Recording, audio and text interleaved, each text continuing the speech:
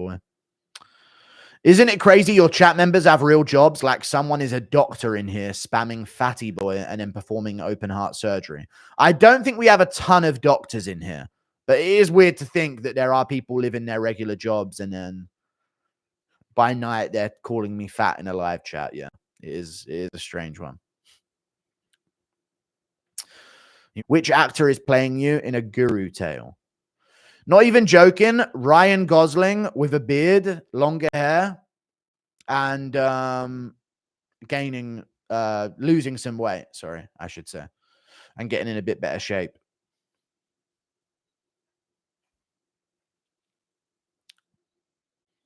But without the lazy eye. Here comes all the fat actors that chat's going to list. MMA Joey thinks the real Rainbow. I think Abdurazak Hassan is just too inconsistent in general. So I'll go Cesar Almeida. Dude, I vibe with you. You're hilarious. If you're ever in Texas, hit me up and a steak dinner and drinks are on me. Now that is almost a bannable offense. Thank you for the $20. I appreciate the support though, dude, but I'm never gonna meet up with a male fan, for a steak dinner and drinks. Just saying. But I do appreciate the support, Carl Hamilton. Appreciate the $20 as well. Yeah, dude, we're the boys over here, man. Maybe we'll do a group fan meet and greet meal at some point, and people can take turns on who gets to sit on my table or something. I don't know. But I'm not doing a one-on-one fan meetup for steak and drinks, buddy. Okay, I can already see the headlines on Twitter. Wallahi, I would be cooked, yeah. I take back the wallahi, though. I'm not using lingo like that. Jake C. Thank you. You should rent a cinema and we all come for UFC.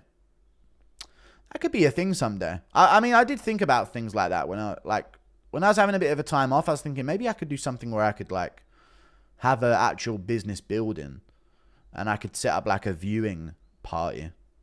I don't know. Be something to sort of unite European MMA fans or UK MMA fans. You know, somewhere to go. Because the big thing about being a European MMA fan and a UK MMA fan in general, yeah, like a live companion, exactly. The big thing about that is no one you know watches UFC. You might have one friend that knows about it, kind of. But in the UK, I think most MMA fans' experiences is none of their friends know anything about the sport whatsoever. So you have no one to talk to about it. That's why I started the channel anyway, because I just wanted to stream and talk to something about the sport. But yeah. Maybe that'd be a good way to connect the UK MMA fan base. Dude, he looked slow past round 3 IMO. But it was Figueiredo's very good though. But yeah, I don't think he beats O'Malley in a 3-rounder. You got noticed in public from a fan? How often? Only twice in the UK. I've been recognized more in South Africa than the UK because I was actually out and about in South Africa at a fucking EFC event. So I took like 20 pictures with people. Is you have to beat the champ worst narrative in MMA? Rampage TJ said Reyes didn't beat Jones because this. How are fighters dumb about own sports? I know, man. I know. They're so fucking retarded, dude. I know. And then Rampage will have a full take about a fight and then say he ain't even watched it. It does get... That is the most annoying shit that fighters... This is why fighters... They get given this go-to to be the be-all, end-all discussion on MMA, but half of them don't even fucking know what they're saying. Rampage will have a whole take about it and then say he didn't even see it.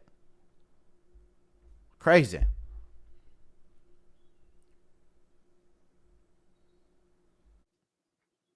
In trouble for it. You dig? You going to try get Strickland? That would be a good interview, yeah. I don't know when he's fighting next. Oh, February, right? That could be a good dynamic. I'll obviously try and get DDP back on, but I don't know. Maybe this time we skip out on DDP and see if I can get Strickland on. I'm not sure. Because with DDP, it's good to rerun the interviews all the time. But Maybe a Strickland one could, because what I could see happening, chat, is Strickland going after me and I have to kind of defend DDP in the interview. You know what I mean? So it would still be like a pro DDP interview in a way. But I don't know. Maybe a Strickland one. Do a face-to-face. I'd love to get a face-to-face between the two of them, but we'll see. Bro, try to get a Bryce Mitchell interview. Okay. Dude, imagine if I do a face-to-face between Strickland and DDP and I send a link to Hamzat to the Zoom call to jump in the middle of it. Maybe. Yeah, I should do a Strickland one. You to defend him for kissing man? No. You think Buckley is on the sauce? No, I do not. I don't think Buckley is on the sauce. No, Buckley could be natty. He's not. He's tucked in. His muscles are tucked in. You know what I mean? He's not, you know? Buckley is an achievable build, you know? Bryce Mitchell and wear a tinfoil hat, yeah. And it's not like Buckley's insanely strong or this or that, you know what I mean?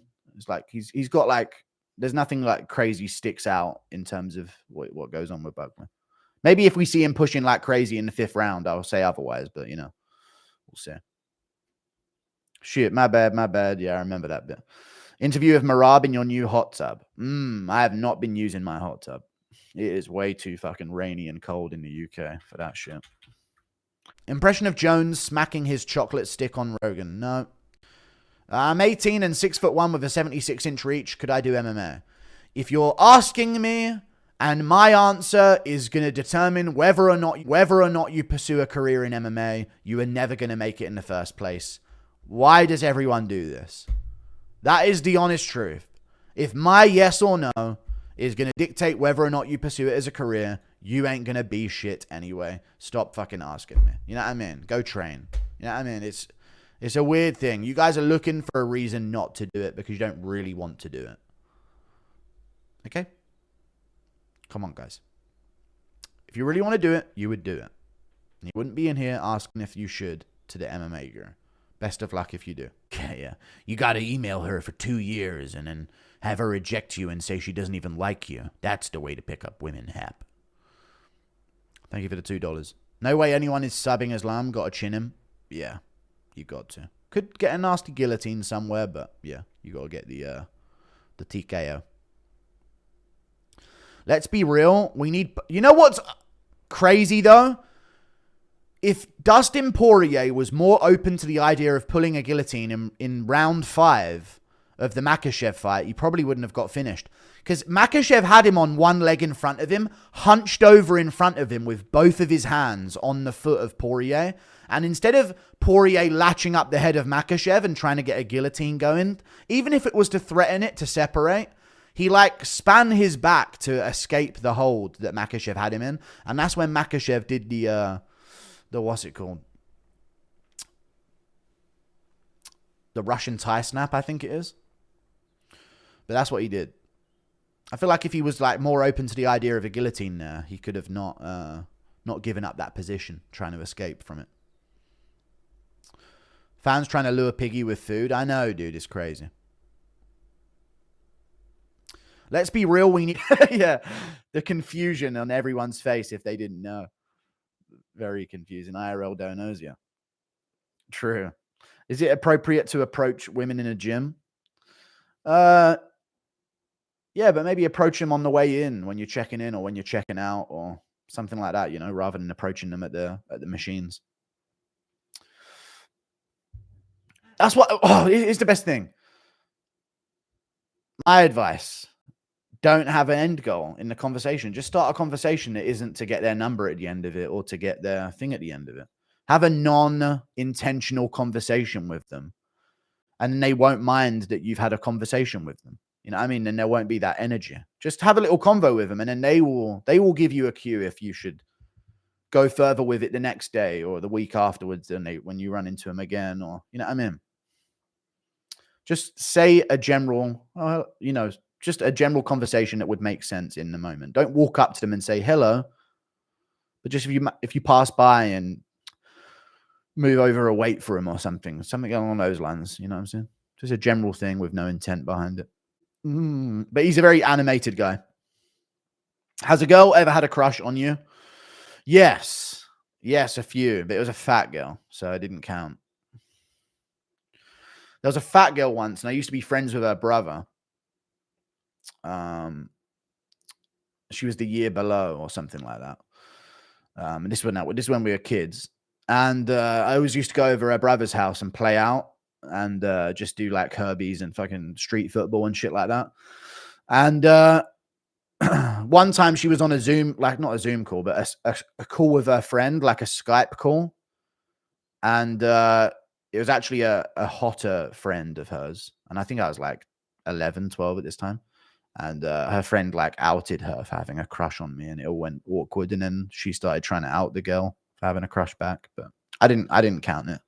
She was a centre back. Lol, you may be too honest. I mean, it's true. It's true. It was very awkward though.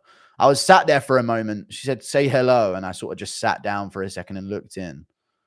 And then her friend said something like, "Oh yeah, you have a crush on him, don't you?" Out loud on the thing. But that was the only time I've ever. And there's a few girls in sixth form, but I never took the cue because my my levels of insecurity were through the fucking roof when I was younger and as a young adult. I've only really just become secure now over the past few years. But when I was younger, I had no self-esteem. I thought there was zero chance a female would be interested in me. So I just skipped out on all of the obvious signs that one of them might have been. Is that from your leaked photo era? Jesus Christ. I don't know which ones have been out, to be honest with you. Thoughts on a J.K. Rowling being based? Yeah, she's pretty based. We need you to go on a date. Nah, I'm good. I'll get up to some stuff when I'm going around Europe. Doodle-doo-doo-doo. Doop-ba-da-ba-dip-dip-doop-doop. What is the most cooked matchup possible? What? John Jones is the best ever. Lego hands come out. I could see Morales catching Shankat. I'll tell you this right now, chat. Buckley matches up better against Bilal than a lot of the people in the top of the division. I was thinking about that after the interview when I was listening to it back. I was thinking, damn, Buckley kind of matches up better against Bilal than a lot of the top contenders at welterweight that a lot of people would consider just better than Buckley. You know? He does. Yeah, true. I'm not glazing them. That is a true take. Anyone who knows game knows that that's actually a decent take. I could definitely see Morales catching. I've already read it. Dollars, I agree with you. He's not going to be the same. And he's old as fuck in general anyway. But my take on calf kicks, I just feel like whenever we see a calf kick take effect on an opponent, it's always that their muscle on their calf is like swollen up out of nowhere. It's all this redness and swelling of this muscle of the calf on the side. But I feel like John Jones, he's taken a lot of calf kicks, and a lot of people with skinny legs take a lot of calf kicks, and I don't know. Seem to be a little bit more effective at checking them. Yeah, checks seem worse. Exactly, yeah. Whereas when you check with a bunch of muscle all over your calf and meat on the bone, it feels like it swells up more even though you've checked a kick. Whereas when you check it straight bone, it feels a little bit more effective, I feel like. I don't know. Obviously, it depends on how strong your bones are in general. Have you tried the carrot salad? Peter's in control. No, I've not tried a carrot salad.